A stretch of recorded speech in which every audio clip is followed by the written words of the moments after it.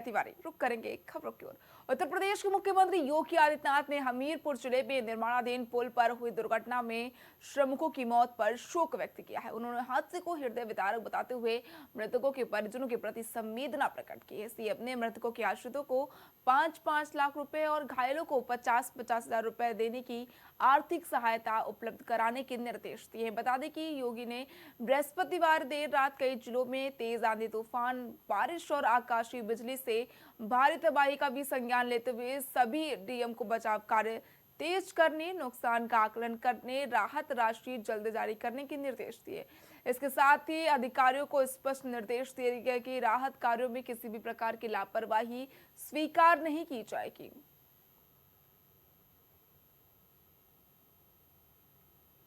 हमीरपुर हादसे पर सीएम योगी आदित्यनाथ ने शोक व्यक्त किया और हादसे का संज्ञान लिया। इसके साथ ही सरकार की ओर से मृतकों के परिजनों को आर्थिक मदद का ऐलान किया गया है। मृतकों के परिजनों को 5-5 लाख रुपए जो है सरकार की ओर से उपलब्ध कराए जाएंगे। इसके अलावा 50-50 हजार रुपए जो है घायलों के परिजनों को दिए जाएंगे। देखिए, हमीरपुर में मौत का पुल बन गया है। हमीरपुर में जो है आंधी तूफान की वजह से पुल ढह गया, जिसमें जो है 6 मजदूरों की मौत हो गई है। और इसको लेकर लगातार उत्तर प्रदेश में सियासत भी तेज हो गई। विपक्ष लगातार हमलावर होते हुए नजर आ रहा है। वहीं इस मामले पर मुख्यमंत्री योगी आदित्यनाथ ने संज्ञान लिया और घटना को हृदय विदारक बताया और मृतकों के परिजनों के प्रति गहरी संवेदना मुख्यमंत्री की ओर से प्रकट की गई है। सीएम ने मृतकों के आश्रितों को 5-5 लाख रुपए और घायलों को 50-50 हजार रुपए की आर्थिक सहायता उपलब्ध कराने के निर्देश दिए गए हैं। बता दें कि सीएम योगी ने कई जिलों में तेज आंधी तूफान, बारिश और आकाशीय बिजली से भारी तबाही का भी संज्ञान लेते हुए सभी डीएम को बचाव कार्य तेज करने, नुकसान का आकलन करने और राहत राशि जल्द जारी करने के निर्देश दिए। इसके साथ ही अधिकारियों को स्पष्ट निर्देश दिए गए कि राहत कार्यों में किसी भी प्रकार की लापरवाही स्वीकार नहीं की जाएगी। उत्तर प्रदेश की राजधानी लखनऊ में तैयार नौसेना शौर्य वाटिका का आज रक्षा मंत्री राजनाथ सिंह और मुख्यमंत्री योगी आदित्यनाथ लोकार्पण करेंगे। ये वाटिका भारतीय नौसेना की वीरता, पराक्रम और तकनीकी क्षमता को समर्पित है। सीजी सिटी में तैयार ये वाटिका योगी सरकार की तरफ से प्रदेशवासियों के लिए तोहफे के रूप में देखी जा रही है। उत्तर प्रदेश के पर्यटन एवं संस्कृति मंत्री जयवीर सिंह ने लोकार्पण समारोह को लेकर बताया कि नौसेना शौर्य वाटिका भारतीय नौसेना के वीर सेनानियों को समर्पित श्रद्धांजलि है। ये संग्रहालय भावी पीढ़ियों के लिए प्रेरणा स्रोत बनेगा, युवाओं में राष्ट्रभक्ति और सैन्य गौरव की भावना को भी प्रबल करेगा। आगंतुक संग्रहालय को देखकर नौसेना के कर्तव्य और पराक्रम पर गर्व करेंगे। पर्यटन मंत्री ने आगे बताया कि नौसेना शौर्य वाटिका राजधानी के पर्यटन मानचित्र पर नए गंतव्य के रूप में जुड़ने जा रही है। नौसेना शौर्य वाटिका में भारतीय नौसेना से सेवानिवृत्त युद्धपोत आईएनएस गोमती स्थापित किया गया है, जो कि आकर्षण का मुख्य केंद्र होगा। ये युद्धपोत 28 मई 2022 को सेवा से रिटायर हुआ था। वहीं AK-726 मीडियम रेंज तोप, CET-53 M पनडुब्बी अवरोध zip 101 launcher with RJ Capstan drum मुख्य मस्तूर और जहाज का प्रोपेलर शामिल है। मैं इस पर जानकारी के लिए हमारे साथ संवाददाता मनीष पालीवाल जुड़ गए। मनीष, देखिए, आज जो है राजनाथ सिंह की ओर से जो है नौसेना शौर्य वाटिका का लोकार्पण किया जाएगा। क्या कुछ तैयारियां की गई है, क्या कुछ पूरी जानकारी मिल रही है मनीष? ये नौसेना शौर्य वाटिका का उद्घाटन मुख्यमंत्री योगी आदित्यनाथ और रक्षा मंत्री राजनाथ सिंह के द्वारा किया जाएगा। और ये सिर्फ लखनऊ वासियों के लिए नहीं बल्कि पूरे उत्तर प्रदेश वासियों के लिए एक सौगात है, क्योंकि ये जो नौसेना का शौर्य वाटिका है, यहाँ पर भारतीय नौसेना से जुड़ी तमाम ऐसी चीजों को लगाया जाएगा जिनका इस्तेमाल युद्ध में किया जाता है, चाहे उसमें युद्धपोत हैं या और जो भी उपकरण नौसेना के द्वारा युद्ध में या भारत की जो सरहद है, जल की सरहद है, जल सीमा है, उसकी सुरक्षा में जो तमाम उपकरण लगाए जाते हैं उन सभी को यहाँ पर इस तरह से स्टेब्लिश करके लगाया गया है कि जो आने वाले यहाँ पर लोग रहेंगे, जो पर्यटक होंगे, वो आएंगे तो उन्हें देखकर भारतीय जो नौसेना है उसकी शौर्य के बारे में पता चलेगा कि किस तरह से जो नौसेना है, नौसेना के जवान हैं वो पानी में रहकर और किस तरह से सरहद की रक्षा करते हैं, क्या क्या उपकरण हैं जो इस्तेमाल किए जाते हैं। इसमें आपको बताएं कि इस पूरी जो ये सौर वाटिका बनेगी, इसमें जो भारतीय नौसेना में इस्तेमाल किए जाने वाले युद्धपोत हैं उसको भी लगाया जाएगा। इसमें जो सबसे मुख्य आकर्षण रहेगा वो बताया जाएगा आईएनएस गोमती रहेगा। ये आईएनएस गोमती भारतीय नौसेना का एक युद्धपोत रहा है जो 28 मई 2022 तक सेना में इस्तेमाल किया जाता रहा है। ये समुद्र में सरहद पे तैनात रहा है, जिसके जरिए जो भारतीय नौसेना है वो सरहद की रक्षा करती थी। इसके साथ ही साथ आपको बताएं कि यहाँ पर एंकर AK-726 की मीडियम रेंज तोप भी लगाई जाएगी, साथ ही CET-53M पनडुब्बी अवरोधक, इसके अलावा जिप 101 लॉन्चर, कैप्टन ड्रम, मुख्य मस्तूल और जहाज का प्रोपेलर भी प्रदर्शित किया जाएगा, जिसे कि अगर लोग देखेंगे तो उन्हें पता मनीष, चलेगा ये कि कह सकते हैं कि 27 की तैयारी से पहले जो है विकास पर ध्यान दिया जा रहा है। जी बिल्कुल। देखिए प्रज्ञा, आपको बताएं कि ये विकास के साथ ही ये मतलब नौसेना का शौर्य को दिखाएगा कि किस तरह से जो नौसेना का शौर्य है, पराक्रम है, वो लोग देख सकेंगे। साथ ही साथ जो युवा यहाँ पर आएंगे वो इस जो नौसेना का ये बनेगा खुला, जिसका आज उद्घाटन किया जा रहा है, जो भारतीय नौसेना का ये नौसेना शौर्य वाटिका। तो नौसेना शौर्य वाटिका में जो युवा आएंगे वो यहाँ पर आकर देखकर सेना में भर्ती होने के लिए, भारतीय जो सरहद है उसकी रक्षा करने के लिए प्रेरित होंगे। उनका मन प्रेरित होगा कि वो भी सेना में जाएं, शामिल हों और देश की रक्षा करें।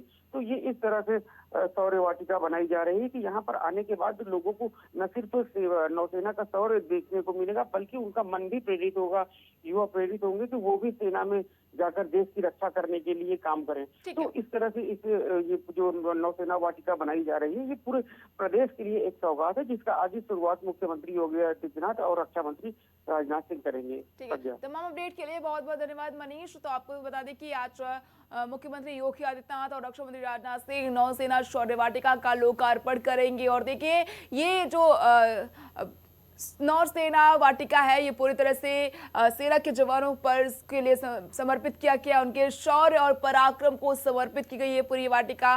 तो जिससे युवा भी जो है प्रेरणा लेंगे और प्रेरणा स्रोत रहेगा जो है वाटिका पूरी तरह से। रक्षा मंत्री राजनाथ सिंह और मुख्यमंत्री की ओर से इसका उद्घाटन किया जाएगा। लखनऊ में नौसेना शौर्य वाटिका का उद्घाटन किया जाएगा।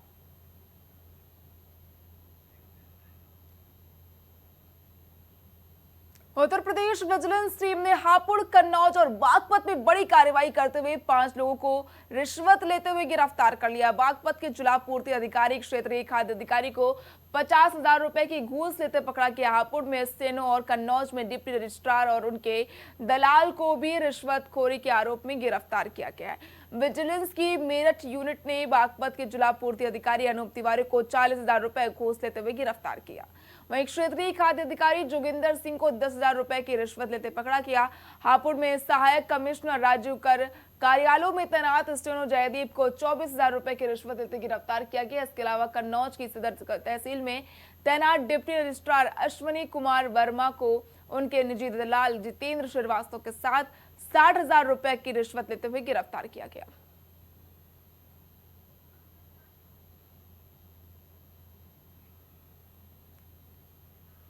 भ्रष्टाचार के खिलाफ विजिलेंस का वार। तो देखिए, हापुड़, कन्नौज और बागपत से 5 लोगों को विजिलेंस की टीम ने गिरफ्तार किया है। घूसखोरों को विजिलेंस टीम ने गिरफ्तार किया है। रिश्वत लेते हुए रंगे हाथों ये गिरफ्तारी की गई है। बागपत, हापुड़ समेत जो है कई जगहों से विजिलेंस टीम ने जो है 5 लोगों को गिरफ्तार किया है। कन्नौज में भी विजिलेंस की टीम ने छापेमारी की, उस दौरान जो है रिश्वत लेते हुए गिरफ्तार किया है लोगों को। भ्रष्टाचार के खिलाफ जो है लगातार विजिलेंस की टीम एक्शन में दिखाई दे रही है। कन्नौज की सदर तहसील में तैनात डिप्टी रजिस्ट्रार अश्विनी कुमार वर्मा को उनके निजी दलाल जितेंद्र श्रीवास्तव के साथ 60,000 रुपए की रिश्वत लेते हुए गिरफ्तार किया गया। भ्रष्टाचार के खिलाफ विजिलेंस का वार। तो देखिए बागपत कन्नौज में भी जो है विजिलेंस की टीम ने बड़ी कार्रवाई की है। रिश्वत खोरों पर शिकंजा कसा है। रिश्वत लेते हुए गिरफ्तार किए गए हैं। 60,000 रुपए की रिश्वत लेते हुए जो है गिरफ्तारी की गई है। रजिस्ट्रार अश्वनी कुमार वर्मा की गिरफ्तारी की गई। डिप्टी रजिस्ट्रार हैं अश्वनी कुमार वर्मा, जिन्हें जो है रिश्वत लेते हुए गिरफ्तार कर लिया गया। 60,000 रुपए की रिश्वत ली। इस दौरान जो है विजिलेंस की टीम ने उन्हें धर दबोचा, रंगे हाथों गिरफ्तार किया है। उनके निजी दलाल जो है जितेंद्र श्रीवास्तव के साथ जो है गिरफ्तारी की गई है।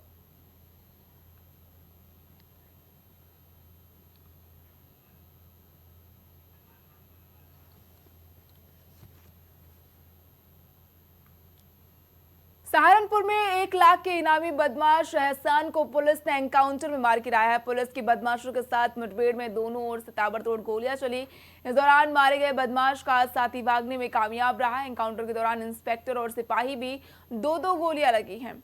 दोनों को इलाज के लिए जिला अस्पताल में भर्ती कराया गया। मुठभेड़ करीब 4 बजे सरसावा चिल्काना के बीच डूमवाला गांव के पास हुई। डीआईजी अभिषेक सिंह ने बताया कि एहसान पर करीब 13 लूट के मुकदमे थे। ये बेहट में एक डकैती के सिलसिले में वांछित था। इसी मामले में उस पर 1 लाख रुपए का इनाम था। एहसान का नाम सहारनपुर के टॉप 10 अपराधियों में था। ये नकूड़ थाना का हिस्ट्री शीटर था।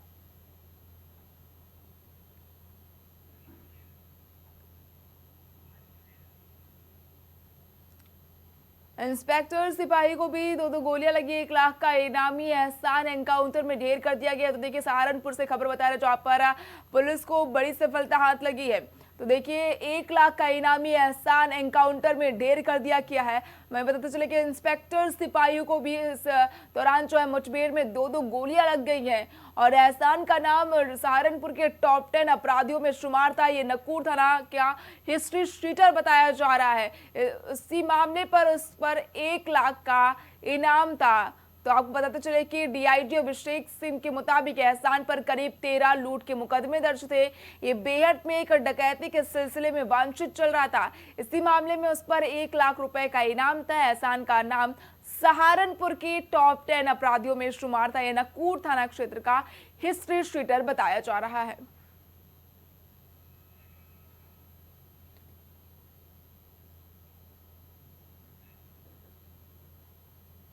बिहार की पूर्व मुख्यमंत्री और आरजेडी नेता राबड़ी देवी को उनका सरकारी आवास 10 सर्कुलर रोड खाली करने का आदेश सम्राट सरकार की ओर से जारी किया गया। सम्राट चौधरी सरकार ने राबड़ी देवी वाले बंगले को मंत्री नंदकिशोर राम को आवंटित कर दिया है। ध्यान रहे कि भवन निर्माण विभाग पहले भी राबड़ी देवी को यह बंगला खाली करने का नोटिस जारी कर चुका है।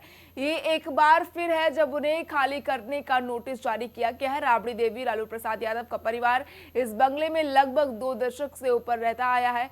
कई होली दिवाली के साथ छठ पूजा भी राबड़ी देवी ने इसी आवास में किया है।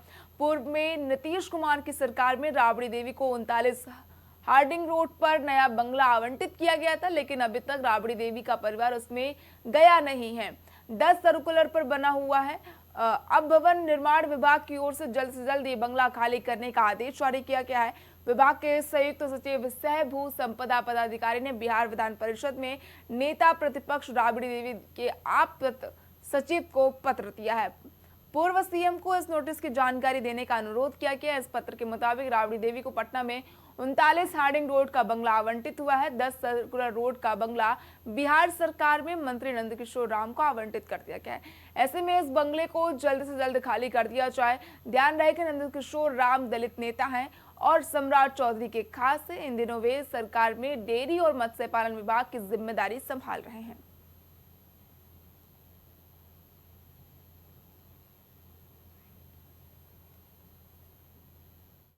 उनचालीस हार्डिंग रोड आवंटित किया गया था और अब सुसज्जित भी कर दिया गया है। तो पहले भी विधि सम्मत विभाग से खाली कराने का नोटिस भी समय समय पर जारी किया गया था।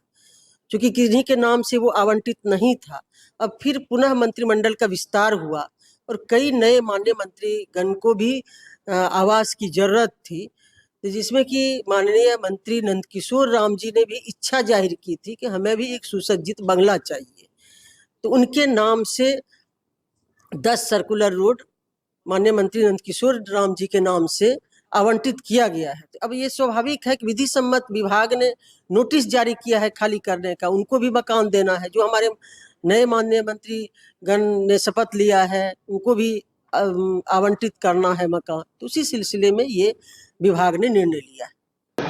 अर्थात जनप्रतिनिधि तो निश्चित तौर पर सरकार की नीति के तहत हर मानवी को चलना चाहिए, ताकि जो उसके मैंने जो उसके कैटेगरी में आते हैं, मतलब उनको रहना चाहिए जाकर के।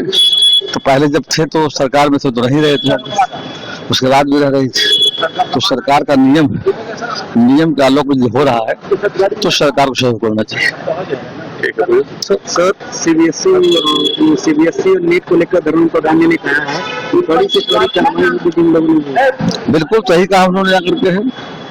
परीक्षा का आयोजन भी हो रहा जाकर के है, और ऐसी जो चूक हुई है उसके लिए उन्होंने कहा है कि जांच करा करके दोषियों पर कार्रवाई भी की जाएगी। ऐसे अनेक लोग पकड़े भी गए जा करते हैं। नीट मामला पे एयरफोर्स की भूमिका कुछ है? देखिए, एक बहुत बड़ा मतलब बड़ी संख्या में लाखों लोग भाग लेते हैं, देश के हर राज्यों के विद्यार्थी भाग लेते हैं। तो सरकार का प्लान है कि इस बार अच्छे तरीके से हो,